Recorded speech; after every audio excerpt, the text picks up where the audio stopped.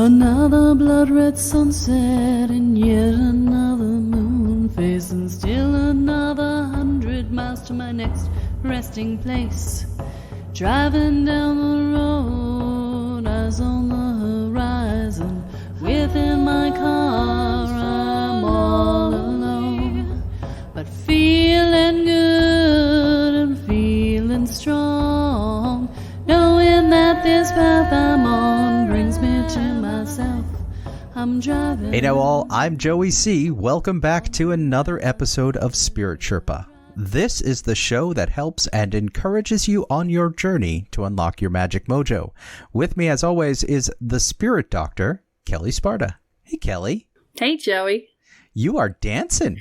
I am. You said, let's get it started. And I went, let's get it started. Ha. Let's get it started in here. And it just won't let me go. Oh, there you go. Now that one's going to be in your head and in the head of everybody who's listening now. So you're welcome. Yeah.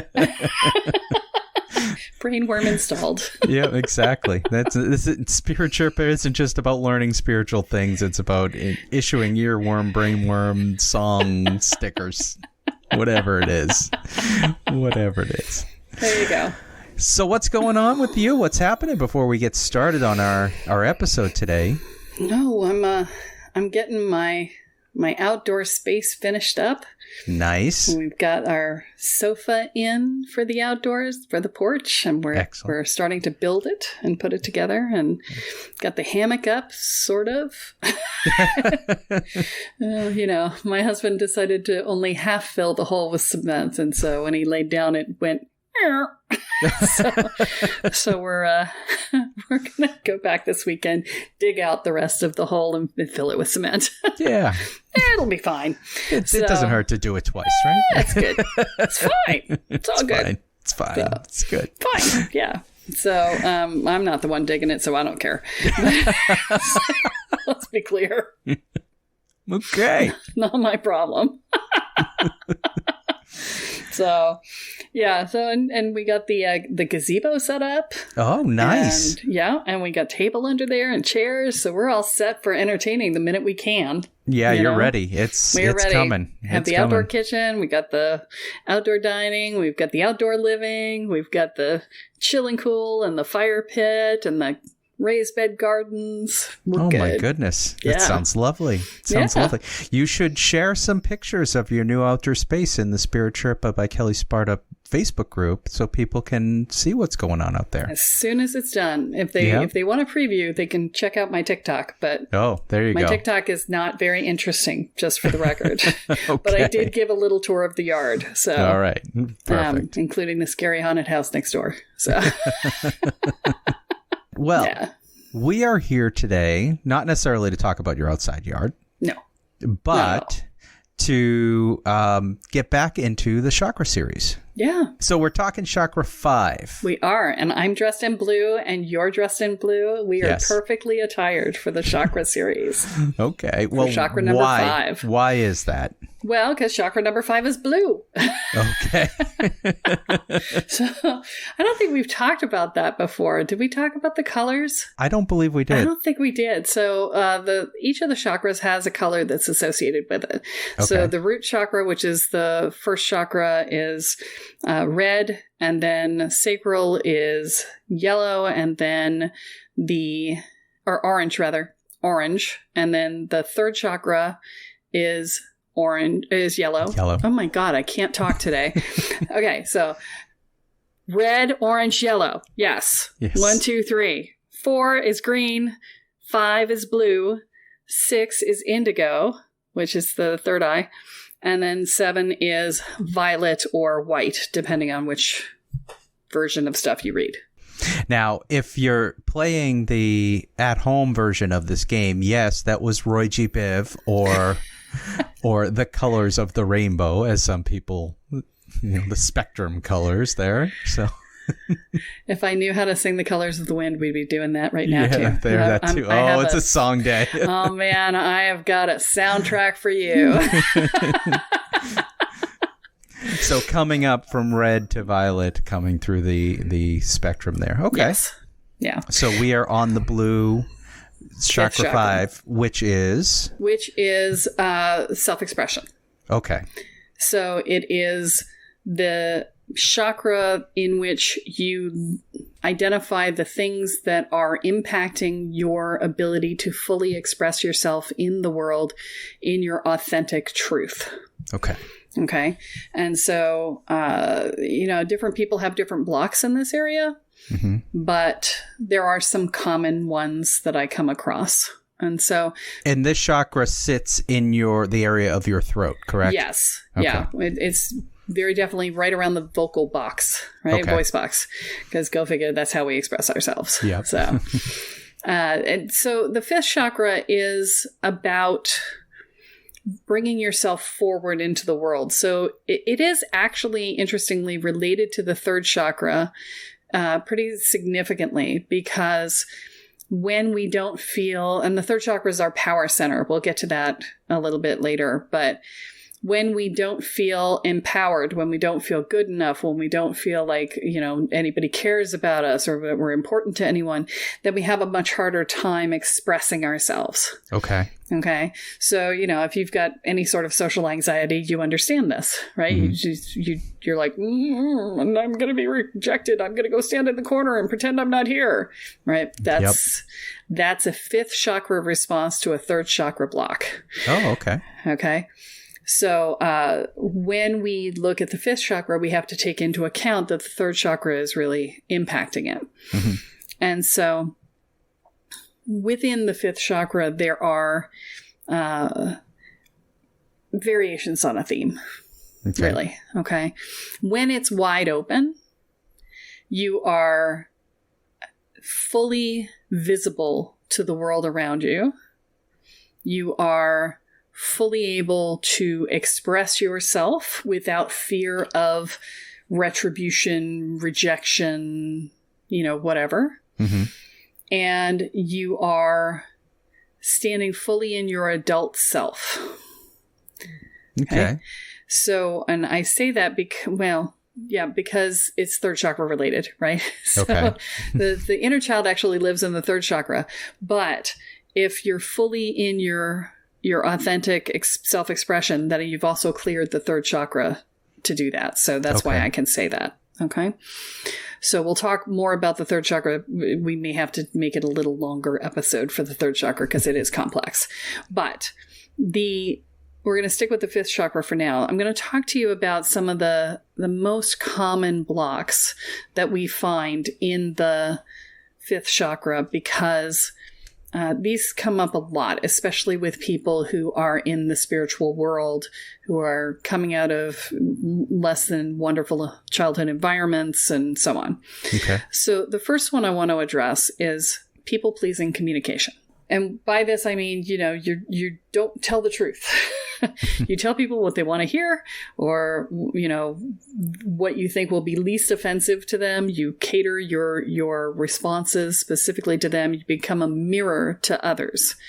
You, in many cases, you're not even showing who you are.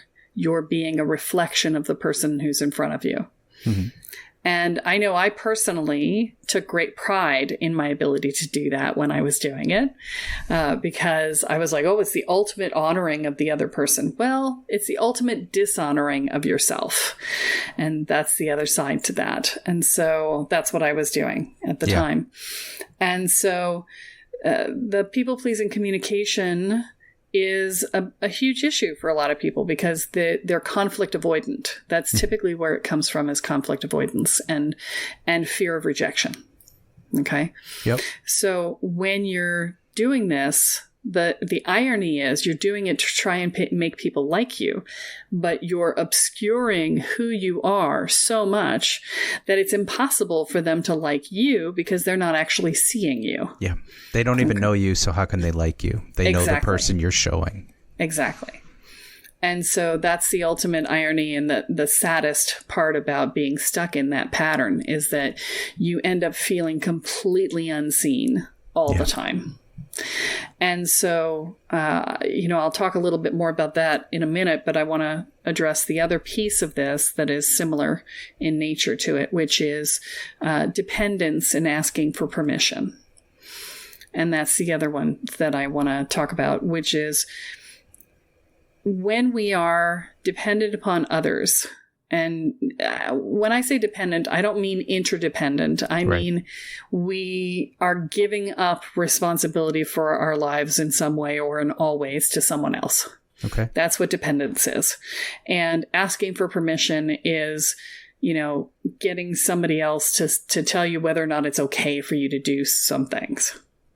And so when you're doing this, it becomes pretty significantly problematic to stand up and speak your truth because somebody else has your power. Yep. That's what dependence is I've handed my power to somebody else. And now I'm going to spend the whole time hoping and praying that they're going to take care of me because I am incapable of taking care of myself because I've abdicated my power to them. Right? Yep. And so, by the way, they never do take care of you very well. Just for the record, it's impossible and unreasonable of you to think that they could, because they are running their own lives, and asking them to run your life too is an unreasonable request. Yep. Now, these two patterns, dependence and asking for permission and people-pleasing communication, are both functions of still standing in your child self. Okay. Because they are manipulations to avoid abandonment. Okay. Dependence is I'm going to hand over my power to you. You're in complete control. Therefore, I can't be a bother. It's something unhappy to you. I'll only do what you tell me to do. That's a child response. And then I'll be whoever you want me to be. Just love me. That's the other piece. Those are both child responses. And so ultimately, if you have those issues, you're still standing in your child self, and you need to stand up as your adult self and take your inner child out of the driver's seat in these regards. Okay. Okay. And that means being able to face that, they might not like you. They might reject you. But guess what? If they abandon you, you're not going to die. Right. Because you are not a child anymore. Right. Yep. And so there's that piece. Okay. The other piece that I see in this chakra most often is a fear of being seen and or a desire to be invisible. And those are different things. Okay. The desire to be invisible is usually a function of your childhood was dangerous and your safety mechanism was to become part of the wall. Right. To be unnoticed, unseen. Okay. If you can't be seen, you can't be picked on or beaten or abused. Yep. And so being invisible is part of that dynamic, right? Fear of being seen is different because it's less about a single individual interaction with one person, and it's more about being seen by the world at large. And so usually this comes up with fears of public ridicule, humiliation, death. Okay. And so this is a being seen by society, being recognized for you. So is the fear of being seen more aligned, exactly what you just said there at the end, of being seen as who you are, the person you are, versus the other one is being seen as a target. You're right. Is protective. Okay. Well, they're a little bit of both. Yeah. Okay? One is being a target of an individual and the other is being a target of society. Okay. Right? Yep. And so the piece in there is about, so with the individual, it's about acknowledging that you're no longer in that unsafe environment. Yep. Right? Mm-hmm. And that you can leave at any moment if you're in that person's presence, right? That you can just get up and walk out. Right. Okay. You don't need to be invisible because you have control of where you are. Exactly. And the fear of being seen is a little more complex. It's actually a lot more complex because it can come from a variety of different places, right? Yep. So if you've got a big not good enough going on down in that third chakra, then fear of being seen it'll be about humiliation, right? And rejection. And so it'll be, oh, they won't love me. They'll reject me. They'll say that I'm a terrible person. They'll do bad reviews about me online, all of that. If it's about sometimes, and quite often actually, it's a past life issue. Okay. So many of us were gifted in past lives as well, and we were killed for our gifts. Whether you were burned or stoned or drowned as a witch or, as a healer or whatever, there was a huge amount of death for being gifted in past lives. And so that one shows up as a fear of death. And, Kathy had this one in spades. She was absolutely terrified that somebody was going to come and shoot her. And I had another friend of mine who she was getting ready to publish her website, and she just couldn't get herself to press the publish button on it because she just couldn't be seen. And when we looked at it, it was a past life issue where she had been hung and hung badly, and she still had neck problems in this life. She was carrying forward from that hanging. Oh, wow. And so in these cases, it's about acknowledging that you could die again for your gifts. It could happen, and just facing it and going, yep, could happen. Mm-hmm. Do I want to be small, or do I want to live as the fullest expression of my authentic self? And, I could die being hit by a bus, or I could die being, killed by a crazy, right? Does it matter? No, we all die sometime, right? That's really what you got to look at. And for her, she had to, I had to look into the ethers and do the probability lines and say, okay, there is one timeline I see in which you could be killed, but it is with a gun, not with a hanging. And she was like, oh, I could do a gun. That's okay. And she hit publish. Okay. It's just how it is, right? Sometimes that's just how it is. So, these are different pieces and parts, and there are other reasons why this happens for people. But these are the primary ones, right? And so, the other piece in here is blocked eloquence and fluid thought. Oh, okay. What does that mean?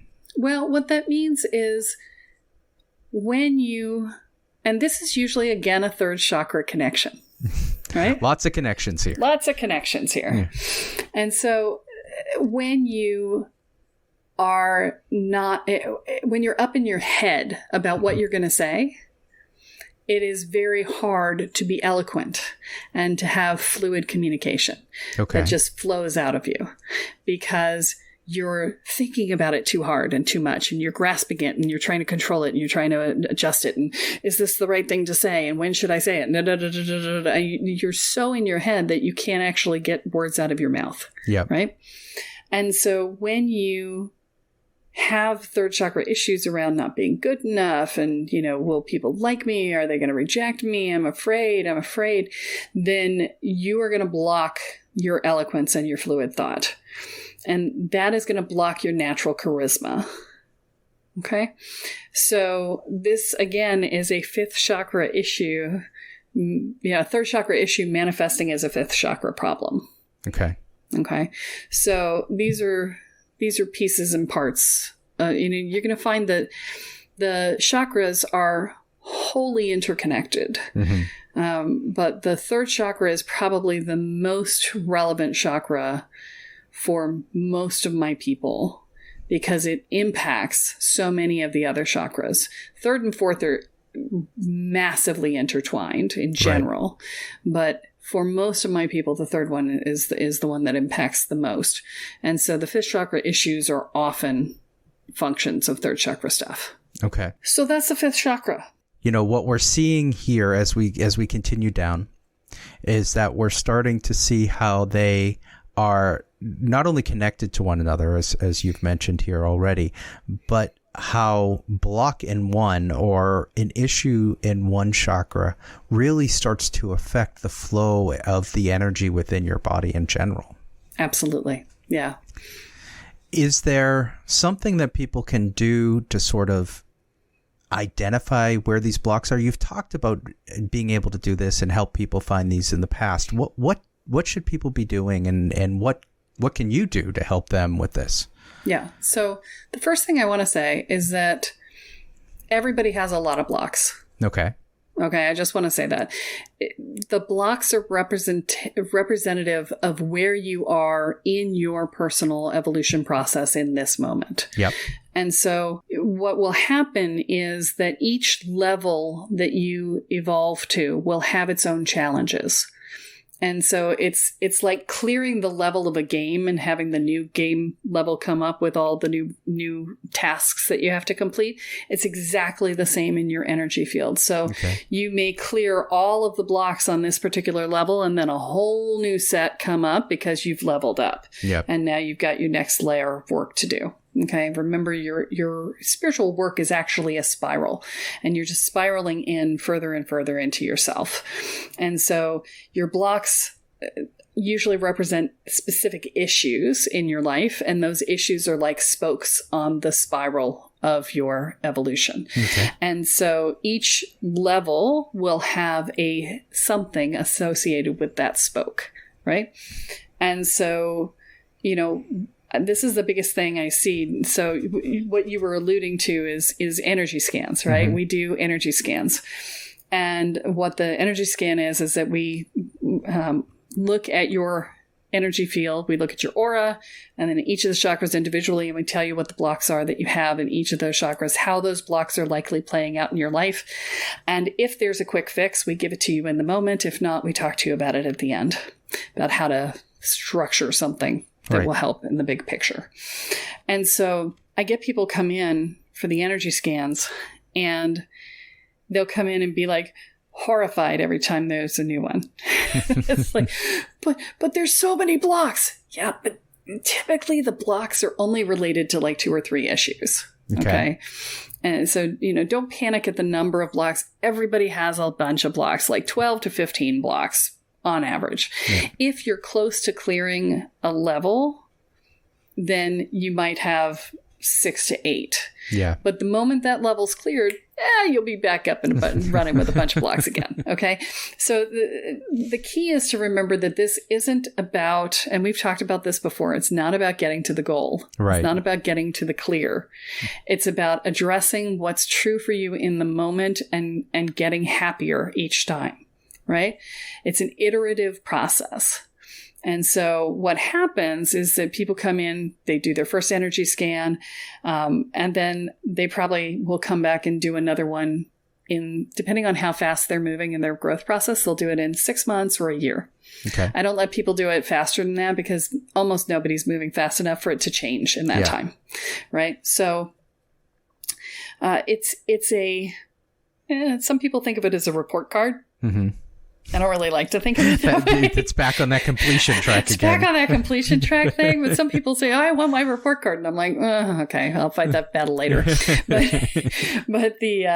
But it's really a touchstone. Okay. It sort of gives you an idea. It gives you some acknowledgement of yes, the stuff you're doing is working, or no, it isn't. And maybe there's another path to take or whatever. And sometimes that's one of the other benefits of doing a scan is that when we see all of the blocks together, sometimes we can say, this block over here you've been working so hard on and nothing's happening. It's because that is not the core issue. It is a symptom of this other block over here. So stop working on that and come work over here, and this one will go away. Yep. Right? And that's something you can get stuck in that process for years. I've seen people get stuck for years working on something that is not the issue. And, it's not that they weren't trying. It's not that they didn't make an effort. It's not that they were being scared of the other thing. They just didn't know about the other thing. Right. And it took them years to figure out that the other thing was the actual issue. So, this is one of those things where having the scan is helpful. Okay. Right. And because it is not the norm, people go, I know what a psychic reading is. And, I know what a tarot reading is. And, you say energy scan and they're like, I'm not really sure what that is, right? So because of that, we do a special on these every now and again. Okay. Okay. Only for your first time. Yep. It's only valid if you've never had an energy scan before, because the purpose of this special is to give you the opportunity to try it out and see how valuable it is. Right. Once you've had one of these, you know how valuable it is, and you don't have any problems paying full price for it. Okay. But we do this special to sort of introduce you to the concept because we know it's unusual. Yep. So when I say we, the special is going to be for Kathy or Stephen. And Stephen was the shaman in training in episode, I think, 77. Something like that, yeah. Kathy's doing the mythology series with me on here, so you've been hearing her. So you'll be working with one or the other of them, and it's $99 for the energy scan, which is a steal of a deal because it's normally $250. Right. That is a very good deal. Yeah. So people are going to ask me how long we're going to do this. I don't know. Until you don't. Until Stephen and Kathy get tired is the real answer. Okay. Until they look at me and say, uncle, right?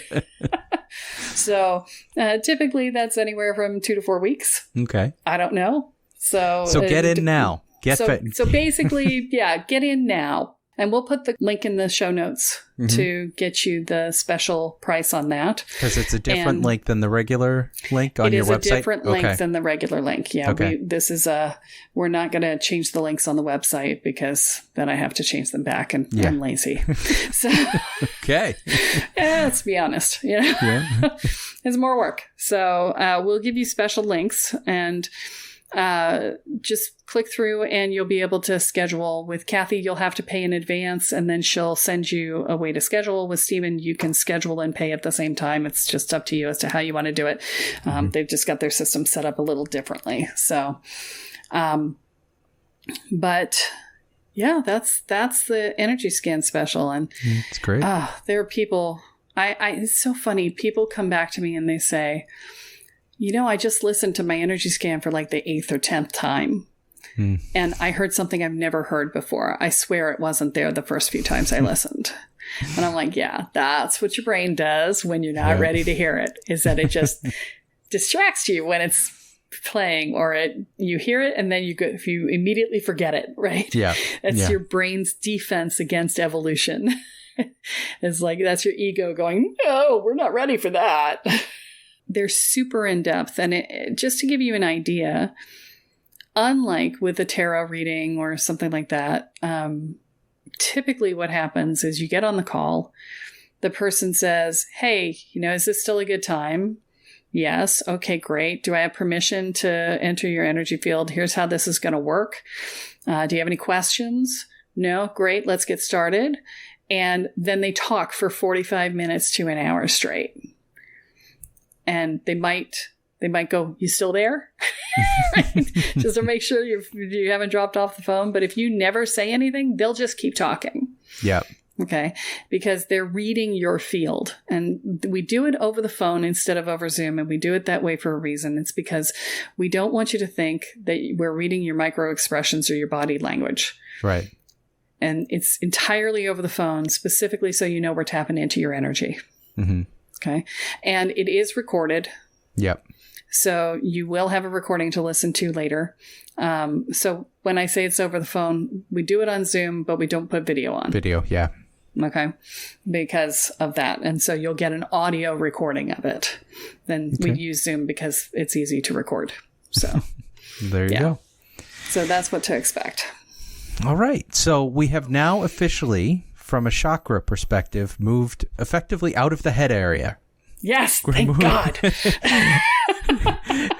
We're moving down now into the trunk, and that's where we'll be next time. Exactly. We just talked about that. Yeah.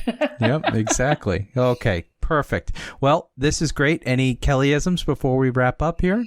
Sing your song. Sing it loud and true. Perfect for your soundtrack day. Sing a song. There you go. Another one popping in your head. Sing out strong. Yeah, don't get me started. No, you're already started. That has nothing to do with the rest of us. Run away. Oh. Save yourself. All right, I'm going to end this before it goes on forever. That is all that we have for this week. But be sure to join us next time as Kelle adds another chapter into your guide to energy, magic, and the spirit world. I'm Joey C., here with Kelle Sparta, and you have been listening to Spirit Sherpa. So long, everyone. Bye. Each mile I travel over 13,000 now. I leave behind a little fear. Spirit Sherpa is the sole property of Kelle Sparta Enterprises and is distributed under Creative Commons BY-NC-ND 4.0 license. For more information about this licensing, please go to creativecommons.org. Any requests for deviations to this licensing should be sent to KELLE@KELLESPARTA.com. That's Kelly@KelleSparta.com. To sign up or to get more information on the programs, offerings, and services referenced in this episode, please go to KelleSparta.com. This episode of Spirit Sherpa has been produced by Honu Voice Productions. And my love and my life and me.